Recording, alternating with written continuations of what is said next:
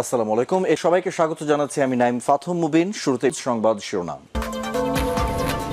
বাংলাদেশের সর্বশেষ গুরুত্বপূর্ণ আপডেট সংবাদে আপনাকে স্বাগত। শুরুতেই সংবাদ শিরোনাম, পরে বিস্তারিত। প্রথমেই জানাবো, হাদি হত্যার বিচার করতে না পারলে পদত্যাগ করুন সরকারকে জামাতের আমির। বাংলাদেশ জামাত ইসলামের আমির ডক্টর শফিকুর রহমান বলেছেন যে হাদি হত্যার বিচার করতে না পারলে বিএনপি পদত্যাগ করুন, পরবর্তী সরকার এসে বিচার করবে। আজ 11 দল ঐক্যের সমাবেশে সব কথা জানিয়েছেন জামাতের আমির। জামাতের আমির বলেন, এই দেশের মানুষ চাঁদাবাজি করে না, যারা চাঁদাবাজি করে তারা জনগণের কষ্ট কিভাবে বুঝবে? এই চাঁদাবাজ সরকারকে আমরা বয়কট করলাম। এদিকে ভারতের উদ্দেশ্যে কর্নেল ওলি বললেন, রংপুর দখলের কথা বললে আমরা কলকাতা দখল করে নেব।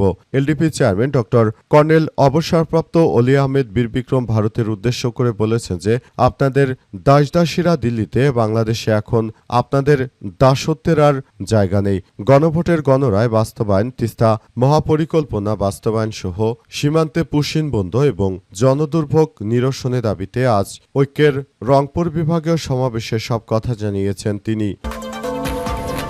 জানাবো, $25 মিলিয়ন পাচারের অভিযোগ, ইবিএল চেয়ারম্যানকে আইনি নোটিশ। ইস্টার্ন ব্যাংক বা ইবিএল এর চেয়ারম্যান মোহাম্মদ শওকত আলী চৌধুরীর বিরুদ্ধে $25 মিলিয়ন পাচারের অভিযোগে আইনি নোটিশ পাঠানো হয়েছে। বাংলাদেশ ব্যাংকের গভর্নর, জাতীয় রাজস্ব বোর্ড এনবিআর এর চেয়ারম্যান এবং বাংলাদেশ ফাইন্যান্সিয়াল ইন্টেলিজেন্স ইউনিট বা বিএফইউ এর প্রধানসহ সরকার সংশ্লিষ্ট 8 জন উচ্চপদস্থ কর্মকর্তার কাছে এই আইনি নোটিশ পাঠানো হয়েছে। বাংলাদেশ সুপ্রিম কোর্টের আইনজীবী AHM রেজানুল সাইদ রেজিস্টার্ড ডাকযোগে এই নোটিশটি পাঠিয়েছেন। এরপর জানাবো, রাজনীতিবিদদের জীবন কঠিন করে দিচ্ছে জামাতের আমির। জামাত নেতা এবং গাজীপুর সিটি কর্পোরেশন নির্বাচনে জামাতের সম্ভাব্য মেয়র প্রার্থী ডক্টর হাফিজুর রহমান ফেসবুক স্ট্যাটাসে লিখেছেন যে আমিরে জামাত রাজনীতিবিদদের জীবন কঠিন করে দিয়েছে। আজ তিনি লিখেছেন যে আমিরে জামাত এবং বিরোধী দলীয় নেতা ডক্টর শফিকুর রহমান বাংলাদেশের রাজনীতিটাই পরিবর্তন করে দিয়েছেন। কোথাও কোনো মানবিক দুর্যোগ তিনি সবার আগে ছুটে যান। এতে প্রধানমন্ত্রীর উপর চাপ পড়েছে, কারণ তারেক রহমান বা তার দলবল এই ধরনের কার্যক্রমে যাওয়ার যোগ্যতা রাখে না। এবং সর্বশেষ জানাবো, পাকিস্তানের সন্ত্রাস বিরোধী অভিযানে নিহত বেড়ে 102। পাকিস্তানের বেলুচিস্তানে সন্ত্রাস বিরোধী অভিযানে 16 জন নিহত হয়েছে। গত 5 জুলাই থেকে চলমান সন্ত্রাস বিরোধী অভিযানে এ নিয়ে নিহত বেড়ে 102 জনে পৌঁছেছে। বেলুচিস্তানে সন্ত্রাসীদের আস্তানায় সমন্বিত বিমান ও স্থল অভিযান জোরদার করেছে পাকিস্তান সেনাবাহিনী, ফ্রন্টিয়ার কোর এবং পুলিশ। প্রিয় দর্শক, এতক্ষণ শুনছিলেন সংবাদ শিরোনাম, এবারে বিস্তারিত। তবে তার আগে বন্ধুরা, অনুরোধ থাকবে এই সংবাদটিতে একটি লাইক দিন। এই চ্যানেলে আপনি নতুন হয়ে থাকলে আমাদের সংবাদটি দেখতে দেখতে চ্যানেলটি সাবস্ক্রাইব করে রাখুন। কমেন্ট করে বন্ধুরা আপনার মূল্যবান মতামত জানিয়ে দিন আপনি বিশ্বের কোন দেশ থেকে বা বাংলাদেশের কোন স্থান থেকে আমাদের সংবাদটি দেখছেন এবং শুনছেন। আর বন্ধুরা, সংবাদটি আপনার সোশ্যাল মিডিয়া ফেসবুকে শেয়ার করে বন্ধুদেরও দেখার সুযোগ করে দিন। গাজা যুদ্ধে আপনি যদি নিরীহ ফিলিস্তিনিদের ভালোবেসে থাকেন বন্ধুরা, কমেন্টে ইয়েস লিখে পুরো বিশ্বকে আমাদের এই তাজা আপডেটটি দেখার সুযোগ করে দিন। এবারে বিস্তারিত। রাজনীতিবিদদের কঠিন জীবন করে দিচ্ছে জামাতের আমির। জামাত নেতা এবং গাজীপুর সিটি কর্পোরেশন নির্বাচনে জামাতের সম্ভাব্য মেয়র পদপ্রার্থী ডক্টর হাফিজুর রহমান ফেসবুক স্ট্যাটাসে লিখেছেন, আমিরে জামাত রাজনীতিবিদদের জীবন কঠিন করে দিচ্ছে। তিনি আরও লিখেছেন, আমিরে জামাত বিরোধী দলীয় নেতা ডক্টর শফিকুর রহমান বাংলাদেশের রাজনীতিটাই পরিবর্তন করে দিচ্ছেন। কোথাও কোনো মানবিক দুর্যোগ তিনি যেভাবে সবার আগে ছুটে যান, বিশেষ করে গত পরশু তিনি যেভাবে চট্টগ্রামে গেঞ্জি পরে পানিতে নেমে গেছেন, তাতে সত্যি রাজনীতিবিদদের জীবন কঠিন হয়ে যাচ্ছে। অন্য কোনো দল, এমনকি জামাতের মতো যারা নির্বাচিত প্রতিনিধি প্রার্থী, যারা নিজেদের ভাবসাব ধরে রেখে রাজনীতি করবে আর জনগণকে ইগনোর করবে, আর কোনো সুযোগ নেই। ডক্টর হাফিজুর রহমান লিখেছেন যে জামাতের আমির হয়ে শফিক সাহেব গেঞ্জি পরে পানিতে নামতে পারেন, আর আমাদের এমপির লাট সাহেব হয়ে গেছে। তারা লাট সাহেবের বাচ্চারা, তারা কোনো মানুষের সহযোগিতায় আসছে না, আমাদের দেখতে আসার সময় হয় না, সহায়তা তো থাক দূরের কথা, এরকম কথা মানুষের মুখে মুখে। আমার বিশ্বাস বরং প্রধানমন্ত্রী সহ মন্ত্রীরা সব ঘটনার উপর মারাত্মক চাপে থাকেন, কারণ কখন আমিরে জামাত কখন কি করে ফেলেন সেসব বিষয় নিয়ে তারা খুব বেশি আতঙ্কের মধ্যে থাকে, কারণ তারা মনে করে যে তারা বিষয়গুলো খুব গুরুত্ব সহকারে দেখে এবং তারা আমিরে জামাতের এই ধরনের কার্যক্রমে বরং তারা নিজেরা খুব এতিমের মতো দাঁড়িয়ে থাকে, কারণ তারা নিজেরা আসলে এ পর্যন্ত কিছুই করতে পারছে না। সবকিছু আসলে পুরো কার্যক্রম বাংলাদেশ আমিরে জামাত ডাক্তার শফিকুর রহমানের নেতৃত্বেই হচ্ছে। মাঝে মাঝে বিএনপির নেতৃত্ববৃন্দ যারা রয়েছে তারা শুধুমাত্র সেটি দেখভাল করলেও প্রকৃতপক্ষে আসলে তারা এখন পর্যন্ত কোনো কার্যক্রমই তারা তেমনভাবে চালাতে পারছে না। তারা সরকারে গেলেও জামাত আমিরের ধারে কাছে তারা থাকতে পারছে না। কিভাবে জনগণকে সহযোগিতা করতে হয় সেসব বিষয় আমিরে জামাত যেভাবে সবাইকে দেখিয়েছে এটি আর কেউই দেখাতে পারবে না। $25 মিলিয়ন পাচারের অভিযোগ, ইবিএল চেয়ারম্যানকে আইনি নোটিশ। ইস্টার্ন ব্যাংক বা ইবিএল চেয়ারম্যান মোহাম্মদ শওকত আলী চৌধুরীর বিরুদ্ধে $25 মিলিয়ন পাচারের অভিযোগে আইনি নোটিশ পাঠানো হয়েছে। বাংলাদেশ ব্যাংকের গভর্নর ও জাতীয় রাজস্ব বোর্ড এনবিআর এর chairman, Bangladesh financial intelligence unit বা বিএফআইও এর প্রধানসহ সরকারি সংশ্লিষ্ট 8 জন উচ্চপদস্থ কর্মকর্তাকে আজ এই আইনি নোটিশ পাঠানো হয়েছে। বাংলাদেশ সুপ্রিম কোর্টের আইনজীবী এএইচএম রেজানুল সাইদ রেজিস্ট্রার্ড ডাকযোগে এই নোটিশটি পাঠিয়েছেন। নোটিশে শওকত আলী চৌধুরীকে সেন্ট কিটস অ্যান্ড নেভিসের নাগরিক এবং ব্যাংক খাতে বহুল আলোচিত এসালম ও নজরুল ইসলাম মজুমদারের সহযোগী হিসেবে উল্লেখ করা হয়েছে।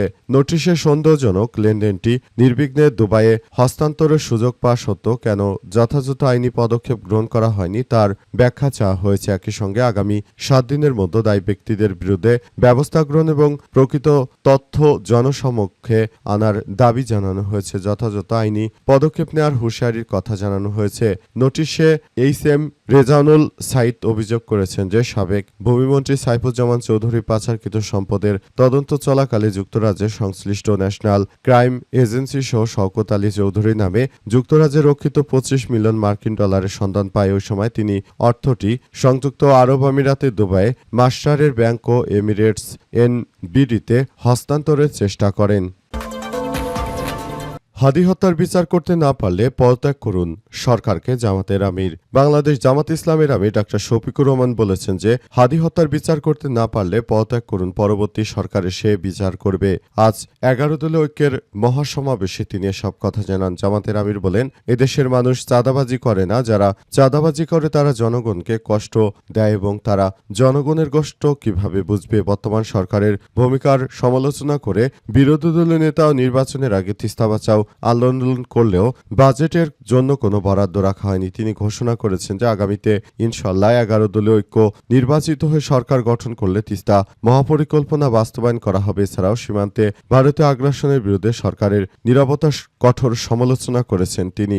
বিজিবি এবং সাধারণ মানুষের প্রতিরোধ প্রচেষ্টাকে ধন্যবাদ জানান বাংলাদেশ জামাত ইসলামের আমির ডাক্তার শফিকুর রহমান। ডাক্তার শফিকুর রহমান আরও জানিয়েছেন যে বাংলাদেশটাকে সুন্দরভাবে গড়ে তোলার মধ্য দিয়ে মূলত আমাদের সবাইকে এগিয়ে যেতে হবে। পুরো রাষ্ট্র কাঠামো আমরা সুন্দরভাবে গড়ে তুলতে চাই বলে জানিয়েছেন বাংলাদেশ জামাত ইসলামের আমির ডাক্তার শফিকুর রহমান এবং তিনি নতুন ও সমৃদ্ধির একটি আধুনিক রাষ্ট্র কাঠামো গড়ে তোলার প্রতি সবার জন্য উদাত্ত আহ্বান জানিয়েছেন এবং তিনি এও বলেছেন যে আমরা দেশটাকে একটি সুন্দর ও সমৃদ্ধির একটি অগ্রযাত্রায় নিয়ে যেতে চাই, সেজন্য আমরা সবাই মিলে একসঙ্গে কার্যক্রম অব্যাহত রাখতে চাই বলে জানান বাংলাদেশ জামাত ইসলামের আমির ডাক্তার শফিকুর রহমান। শফিকুর রহমান এছাড়াও সবাইকে ইতিমধ্যে এই বিএনপি সন্ত্রাসী কার্যক্রমগুলো থেকে মুখ ফিরে নেওয়ার পাশাপাশি সবাইকে আরও রাষ্ট্র কাঠামো একটু ভালোভাবে গড়ে তোলার মধ্য দিয়ে সবাইকে এগিয়ে নিয়ে যাওয়ার বিষয়গুলোর কথা উল্লেখ করেছেন বলে জানা গেছে। আমাদের রংপুর দখলের কথা বললে আমরা কলকাতা দখল করে নেব, ভারতের উদ্দেশ্যে কর্নেল অলি। এলডিপি চেয়ারম্যান ডক্টর কর্নেল অবসরপ্রাপ্ত অলি আহমেদ বীর বিক্রম ভারতের উদ্দেশ্য করে বলেছেন যে আপনাদের দাসদাসীরা দিল্লিতে বাংলাদেশের এখন আপনাদের দাসত্বের রাজনীতি নেই। গণভোটের রায় বাস্তবায়ন, তিস্তা মহাপরিকল্পনা বাস্তবায়ন, সীমান্তে পুশিন বন্ধ এবং জনদুর্ভোগ নিরসনের দাবিতে শনিবার 11 দলীয় ঐক্যের রংপুর বিভাগের সমাবেশে সব কথা জানিয়েছেন তিনি। জেলা স্কুল মাঠে আয়োজিত সমাবেশে তিনি রংপুরবাসীর উদ্দেশ্য করে বলেছেন যে আপনাদের সন্তান আবু সাইদ অকাতরে জীবন বিলে দিল, পুরো বাংলাদেশটাকে দিক নির্দেশনা দিয়েছে। তিনি আমাদের যে কি বার্তা দিয়েছেন তা হলো দেশের জন্য প্রয়োজনে প্রাণ দিতে হবে, কারো তাবেদারি করে থাকা যাবে না। কর্নেল অলি আহমেদ আরও জানিয়েছেন যে আমি বিএনপির সন্ত্রাসী চাঁদাবাজ গ্রুপকে বলতে চাই যে তোমরা এখনো সময় আছে, ভালো হয়ে যাও। তোমরা যদি দেশের জন্য এখনো কোনো কাজে না লাগো, ভবিষ্যতে তোমাদের জন্য কিন্তু এদেশে আর কোনো জায়গা থাকবে না, তোমাদের অস্তিত্বকে বিলীন করে দেয়া হবে বলে কঠোর বার্তা দিয়েছেন তিনি আরও জানিয়েছেন যে দেশটা আমাদের, সুতরাং আমাদেরকে এইসব বিষয় নিয়ে খুব বেশি আতঙ্কিত না হয়ে বরং কিভাবে রাষ্ট্রকাঠামো মেরামত করা যায়, কিভাবে সবকিছু করা যায় সেসব বিষয় নিয়ে আমাদের একসঙ্গে কার্যক্রম চালাতে হবে। তিনি আরও জানিয়েছেন যে দেশটাকে সুন্দরভাবে গড়ে তোলার মধ্য দিয়ে আমাদের এগিয়ে যেতে হবে। দেশে আর যেন কোনো দখলদারিত্ব কিংবা কোনো ধরনের সন্ত্রাসী নৈরাজ্যকর পরিস্থিতির সৃষ্টি হতে না পারে, সেই বিষয়গুলো সবাইকে দেখভাল করতে হবে। পুরো বিষয়গুলোকে খুব সুন্দরভাবে এগিয়ে নিয়ে যাওয়ার মধ্য দিয়ে সবাইকে এগিয়ে যেতে হবে বলে জানান কর্নেল অবসরপ্রাপ্ত অলি আহমেদ। তিনি আরও জানিয়েছেন যে সবাইকে একসঙ্গে নিয়ে আমরা একটি সুন্দর ও সমৃদ্ধির একটি রাষ্ট্রকাঠামো গড়ে তুলতে চাই, যেখানে কোনো ধরনের মারামারি, হানাহানি কিংবা কোনো ধরনের সমস্যা থাকবে না। আমরা এমন একটি রাষ্ট্রকাঠামো গড়ে তুলতে চাই বলে জানান তিনি আরও সবার প্রতি উদাত্ত আহ্বান জানিয়ে বলেছেন যে সবাইকে খুব সুন্দরভাবে আমরা রাষ্ট্রকাঠামো গড়ে তোলার মধ্য দিয়ে এগিয়ে নিয়ে যাওয়ার চিন্তাভাবনা করছি বলে জানিয়েছেন কর্নেল অবসরপ্রাপ্ত অলি আহমেদ বীর বিক্রম।